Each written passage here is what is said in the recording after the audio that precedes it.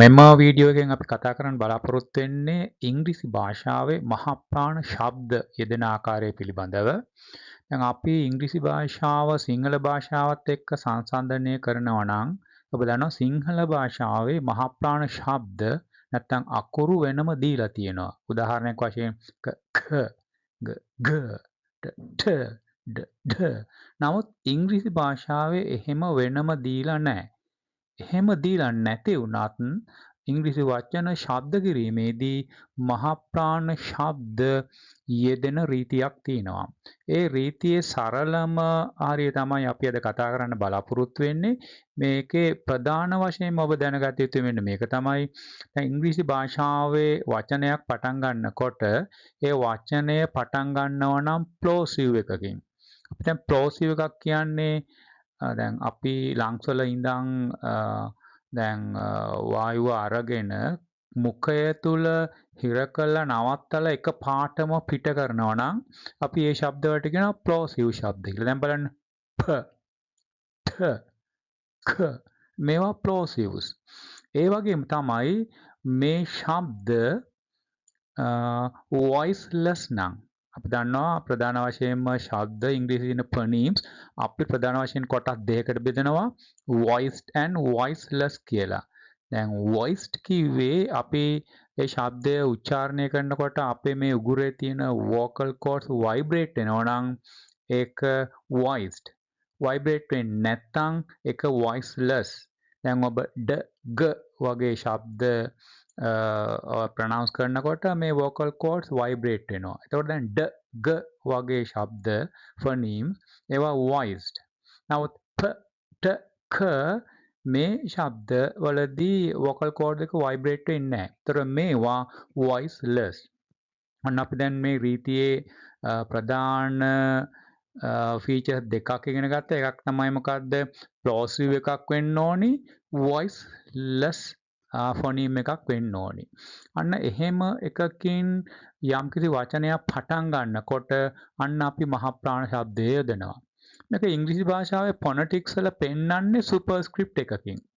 Superscript එකක් කියන්නේ ඔබ දන්නවා යම්කිසි ෆොනීම් එකක නැත්තම් මේ අකුරකට උඩින් වම් පැත්තෙන් හෝ දකුණු පැත්තෙන් ඉතා පොඩියට යොදන සංකේතයක් තමයි අපි සුපර්ස්ක්‍රිප්ට් කියන්නේ.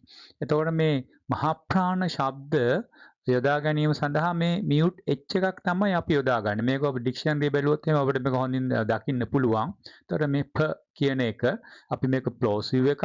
ඒ වගේම voiceless consonant එකක්. අන්න අපි යොදා ගන්නවා මේ H. දැන් අපි whisper කරනකොට වගේ ශබ්දයක් එන්නේ. අන්න ඒ ශබ්දය තමයි අපි මෙතෙන්දි ගන්නෙ. ඒතර PIG මේක pig නෙමෙයි. දැන් p මහා ප්‍රාණ ශබ්දයක් තමයි මෙතන. ඒතර pig. එතකොට TIN මේක tin නෙමෙයි tin. දැන් CAN මේක can නෙමෙයි can. දැන් ඔබට දකින්න පුළුවන් මේ ෆොනටික් ස්ක්‍රිප්ට් වලින් මේක සඳහන් කරලා තියෙන්නේ කොහොමද කියලා.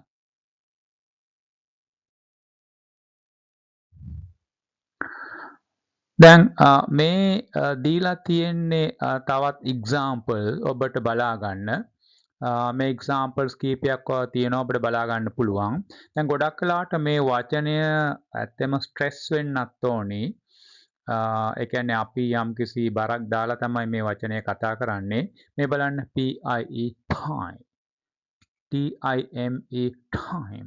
time නෙමෙයි time. KEY key. POT pot, TOP top, COT cot, CAT cat, TAME make a tame, and KITE kite.